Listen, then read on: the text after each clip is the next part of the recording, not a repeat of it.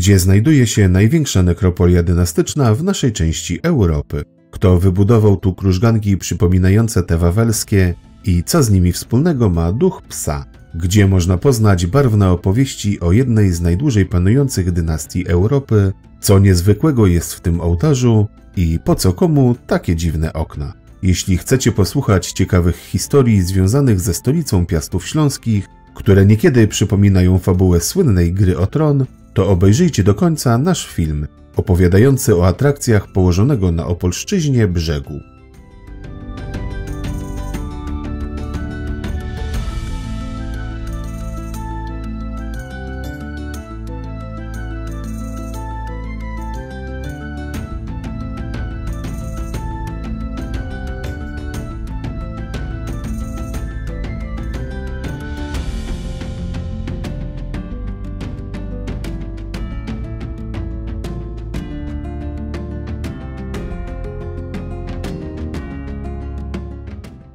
Położony na skrzyżowaniu Drogi Królewskiej z wodnym szlakiem handlowym do Bałtyku Brzeg, uznawany jest za jedno z najstarszych miast na Śląsku. Jego powstanie historycy datują na połowę XIII stulecia i wiążą z przywilejem lokacyjnym wystawionym przez księcia wrocławskiego Henryka III.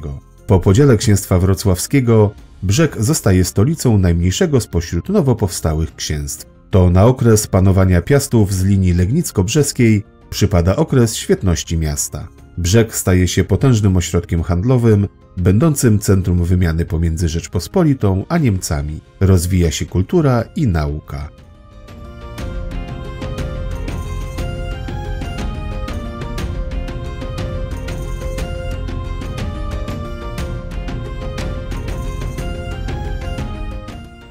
Kres świetności Brzegu nadszedł pod koniec XVII stulecia, a związany jest ze śmiercią ostatniego z dynastii Piastów, Jerzego IV Wilhelma. Miasto i księstwo wchodzą wówczas w skład monarchii habsburskiej. W 1741 roku Brzeg zostaje dotkliwie zniszczony podczas oblężenia przez wojska Fryderyka II i wraz z całym Śląskiem dostaje się pod panowanie pruskie. W połowie XIX wieku jest już tylko ośrodkiem o znaczeniu lokalnym. Sytuacja poprawia się odrobinę w latach 20. XX wieku, kiedy zlokalizowano tu garnizon i lotnisko wojskowe. II wojna światowa przyniosła miastu najdotkliwsze w jego historii zniszczenia. Stare miasto z szeregiem cennych zabytków legło w gruzach. Po wyparciu oddziałów niemieckich zostało przejęte przez polską administrację. Wówczas w Brzegu i okolicy została osiedlona część polskich repatriantów z Kresów Wschodnich.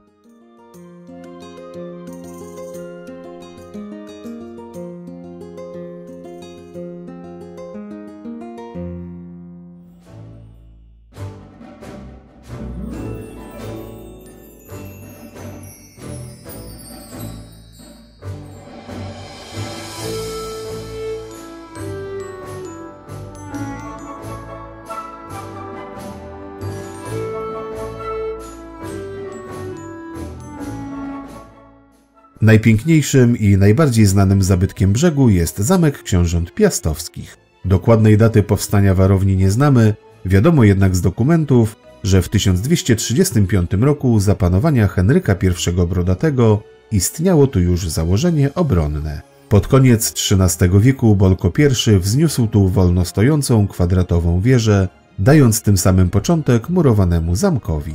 Po podziale księstwa wrocławskiego Brzeg otrzymał status stolicy, co spowodowało rozbudowę i modernizację warowni. Kolejna duża przebudowa miała miejsce w XVI stuleciu za panowania Fryderyka II i jego syna Jerzego II, którzy uczynili z gotyckiej warowni okazałą renesansową rezydencję, jaką niewielu monarchów w tej części Europy mogło się poszczycić.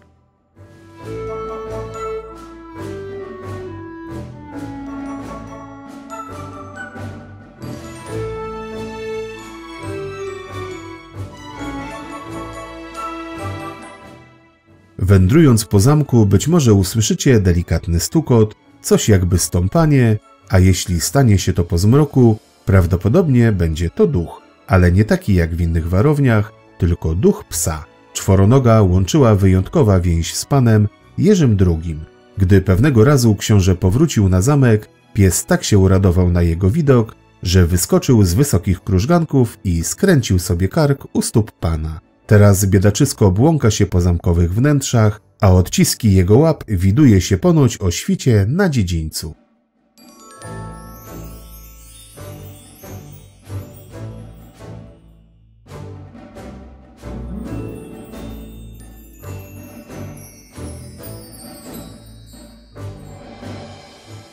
Trwająca blisko 20 lat przebudowa odbywała się pod okiem włoskich architektów Jakuba i Franciszka Parrów. W bryłę dotychczasowego gotyckiego zamku wkomponowano wówczas trójskrzydłowy budynek zamknięty z czwartej strony murem kurtynowym z attyką.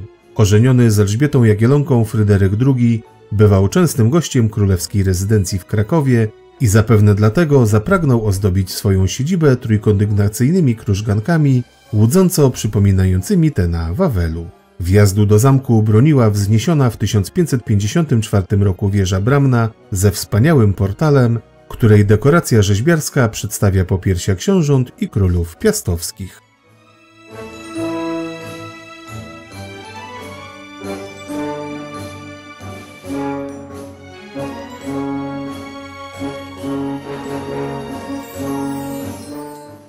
Do zamku przylega gotycki kościół świętej Jadwigi, dawna kaplica zamkowa z 1360 roku. Książę Jerzy II przebudował ją w połowie XVI wieku na mauzoleum Piastów Brzeskich. Jest to skromna, jednonawowa budowla z kruchtą, w której zebrano sarkofagi ponad 40 książąt z Piastów Brzeskich i członków ich rodzin.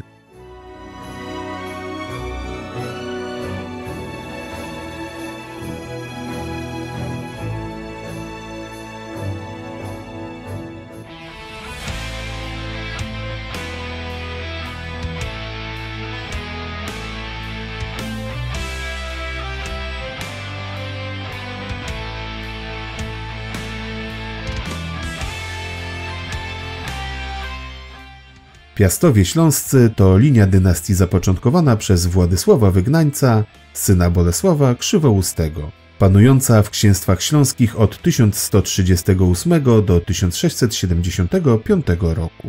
Ostatnim księciem śląskim z najstarszego monarszego rodu panującego w Europie był przedwcześnie zmarły Jerzy IV Wilhelm, książę Legnicy, Brzegu i Wołowa. Zmarł on niespodziewanie w wieku 15 lat, prawdopodobnie otruty na brzeskim zamku.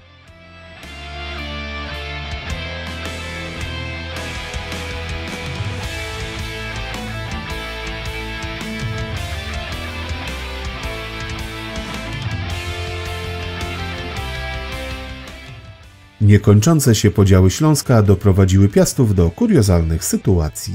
Zdobywanie ziem za bezcen, łączenie władzy w odległych o setki kilometrów enklawach, małżeństwa z bliskimi krewnymi, porwania i morderstwa własnych braci i kuzynów. Taka średniowieczna gra o tron w najczystszej postaci. Choć trzeba przyznać, że linia Piastów Legnicko-Brzeskich nie wiodła w tym prymu.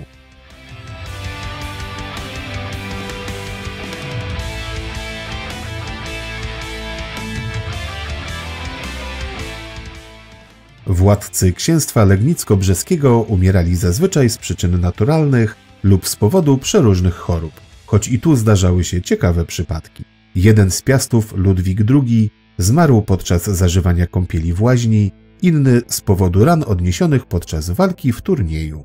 Jednak najbardziej nietypowa śmierć spotkała żyjącego w XIV wieku Bolka III, który bardzo długi czas pościł, a po zakończeniu tego okresu wstrzemięźliwości postanowił nagle zjeść 13 kurczaków i obficie zapić je piwem. Ten posiłek spowodował jego zgon.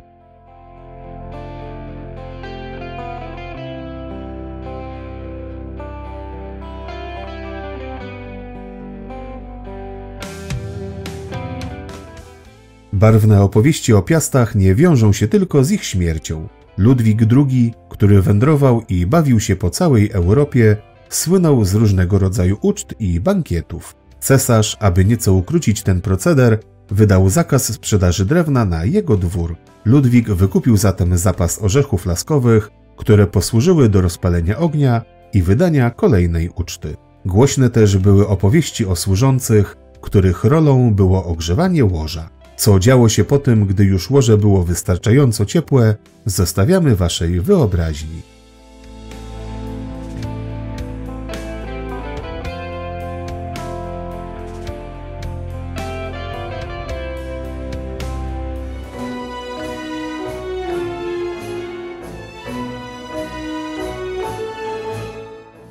Koniec dynastii piastowskiej to również zakończenie świetności rezydencji. Zajmujący zamek w imieniu cesarzy austriackich z linii Habsburgów namiestnicy nie przejawiali zbytniego zainteresowania i troski. Z powodu zbyt małych nakładów na jego utrzymanie już w XVIII wieku był mocno zaniedbany, a krużganki w wielu miejscach groziły zawaleniem. Dopełnieniem żywota budowli był ostrzał artyleryjski z 1741 roku w czasie wojen śląskich pomiędzy austriackimi Habsburgami i pruskimi Hohenzollernami. W jego wyniku przestała istnieć większa część renesansowego zamku. W gruzach legły górne kondygnacje wszystkich skrzydeł, krużganki, wieże oraz pobliski kościół.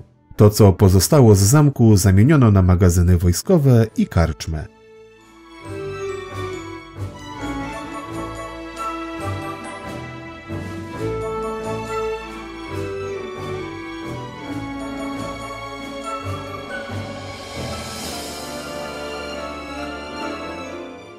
Zachowała się także zamkowa studnia, z którą wiąże się legenda. Książę brzesko-legnicki Jerzy III wyruszył z rycerstwem śląskim przeciwko Turkom.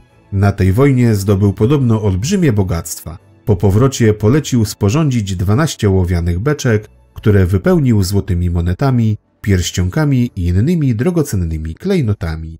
Następnie całość skarbu zamorował w studni. Pomimo iż wielu śmiałków skarbów szukało, nikt go jeszcze nie odnalazł. Być może dlatego zamkowa studnia jest do dziś szczelnie zamknięta.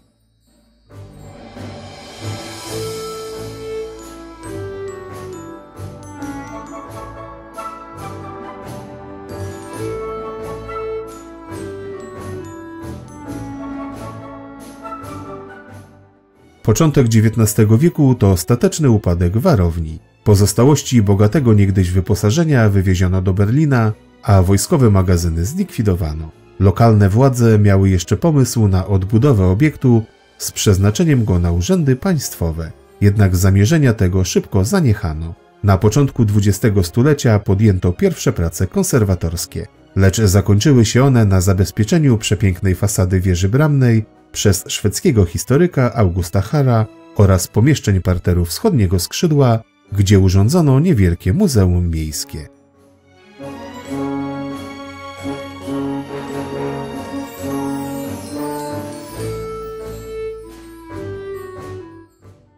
II wojnę światową zamek przetrwał w niemal niezmienionej, bo i tak już mocno zniszczonej formie. Po przejęciu brzegu przez polską administrację postanowiono podkreślić polskość regionu oraz piastowskie dziedzictwo tej ziemi i podjęto decyzję o rekonstrukcji zamku. Trwającą od 1966 do 1999 roku odbudowę poprzedzono badaniami archeologicznymi. Podczas prac przywrócono zamkowi renesansowy wygląd z czasów jego największej świetności.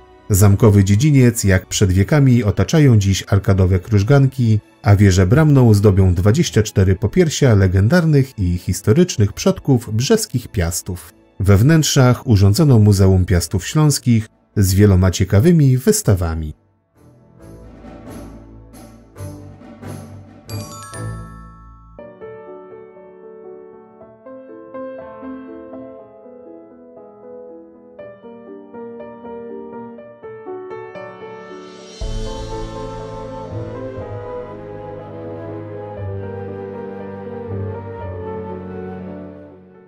W bezpośrednim sąsiedztwie zamku znajduje się kościół pod wezwaniem Podwyższenia Krzyża Świętego. Zbudowano go w latach 1734–1739 w miejscu, w którym do 1545 roku wznosił się kościół Świętego Krzyża z klasztorem dominikanów. Fundatorami świątyni byli jezuici, którzy w 1681 roku powrócili do protestanckiego brzegu z misją przywrócenia w mieście katolicyzmu.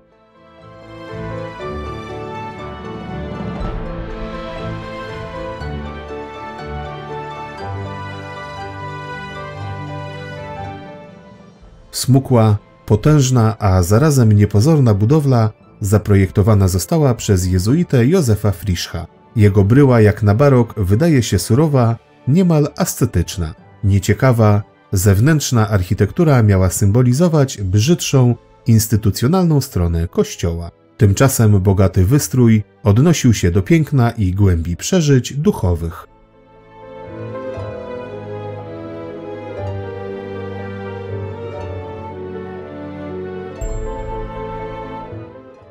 Wnętrze kościoła olśniewa jedną z najwspanialszych na Śląsku polichromią iluzjonistyczną. Jej autorem jest jezuita Jan Kuben. Odwiedzając kościół warto zwrócić też uwagę na ołtarz z gotyckim krucyfiksem oraz bogato rzeźbioną ambonę. Niezwykle ciekawym i niespotykanym w Polsce zabytkiem jest pieta w jednym z ołtarzy. Znajdująca się w nim figura Maryi jest marionetką o ruchomej głowie i rękach, która nosi najprawdziwsze ludzkie włosy. Jest to jedyna taka figura w tej części Europy, którą można animować i zmieniać jej suknię. Figura ta nazywana bywa przez parafian brzeską Barbie.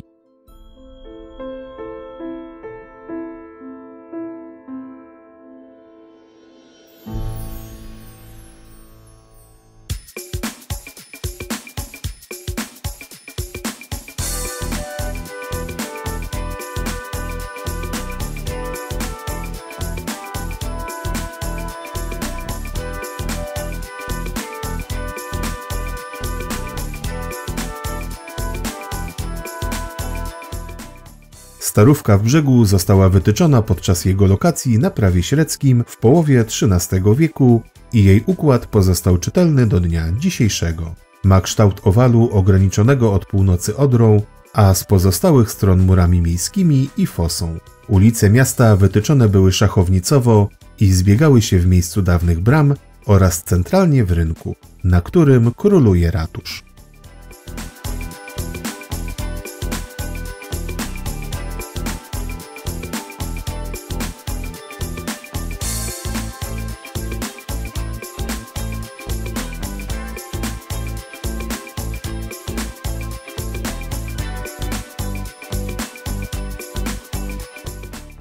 Obecny brzeski ratusz w stylu renesansowym wybudowany został w latach 1570–77 w miejscu wcześniejszego gotyckiego, spalonego w 1569 roku. Przy jego budowie pracowali wybitni włoscy architekci Jakub Par i Bernard Nuron. Wykorzystując stare gotyckie mury, architekci ukształtowali nowy obiekt na planie prostokątnej podkowy z reprezentacyjną fasadą i arkadową loggią. Okazały gmach kryje także imponujące wnętrza. Sala rajców i wielka sala stropowa z modrzewiowym sufitem to istne perełki, które czynią brzeski ratusz jednym z najpiękniejszych w Polsce.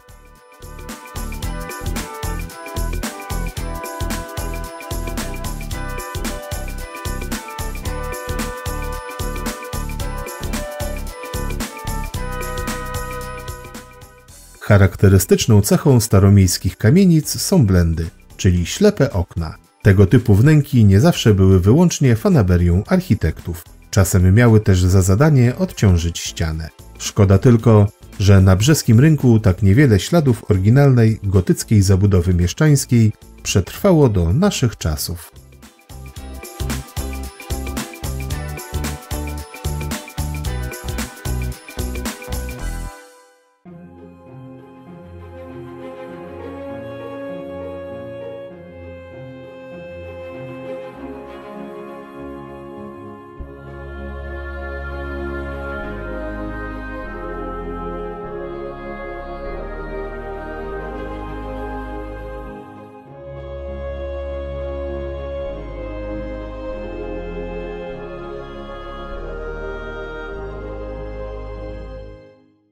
Znajdujący się w pobliżu rynku kościół Świętego Mikołaja jest jedną z największych gotyckich świątyń na Śląsku, a zawieszone 30 metrów nad ziemią sklepienie robi niesamowite wrażenie. Zbudowany został na zlecenie jezuitów na przełomie XIV i XV wieku w miejscu wcześniejszej budowli wzmiankowanej w 1279 roku. Gdy na początku XVI stulecia w Brzegu zwyciężyła reformacja i wprowadzono luteranizm, od 1525 Kościół był miejscem spotkań wyznawców protestantyzmu i taką rolę pełnił aż do końca wojny. Podczas zdobywania miasta w 1945 roku doszczętnie spłonął, a następnie przez 13 lat niszczał pozostawiony bez opieki. W 1958 rozpoczęto odbudowę kościoła według wzorów z XIV stulecia.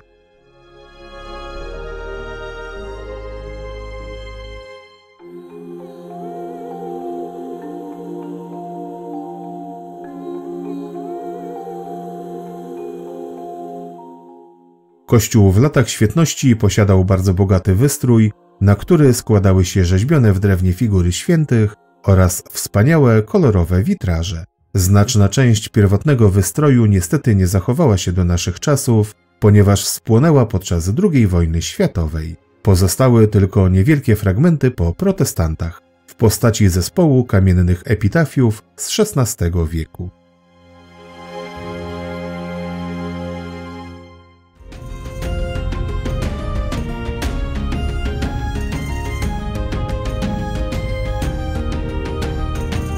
Dziękujemy, że obejrzeliście cały film.